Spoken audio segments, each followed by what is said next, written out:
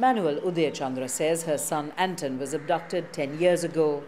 She's mentally and physically exhausted after years of trying to find him.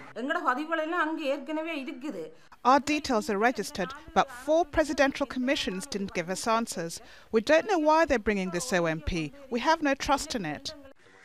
The OMP stands for Sri Lanka's newly created Office of Missing Persons. UTHAYACHANDRA says as a mother, she can't stay away from a meeting the organization has called. It invited families of missing and activists in Mannar in the northwest of the country to share their thoughts and expectations. And they did, voicing years of pain and anguish. Mannar Island was under military control. We're under military control. So our children have been taken by the military. So you must ask the government if it's true or false that the military took them.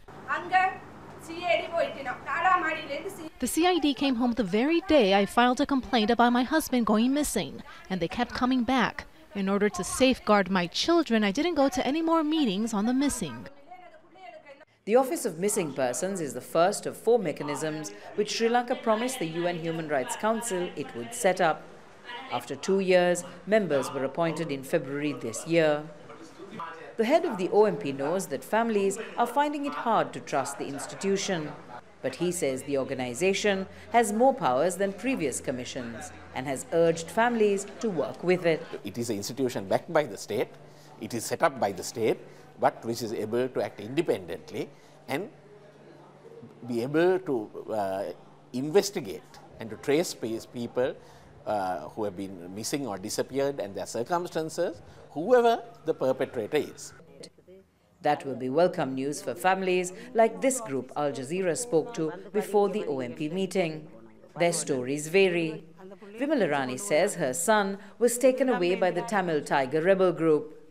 2 of Marimuthu Rita's daughters disappeared during shelling in the last stages of the war.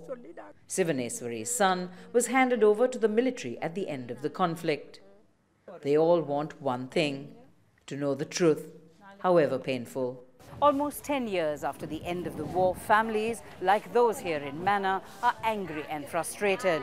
Many have run out of energy and resources to keep looking for their loved ones, but are still hoping for answers. Answers they hope that the Office of Missing Persons will help them find.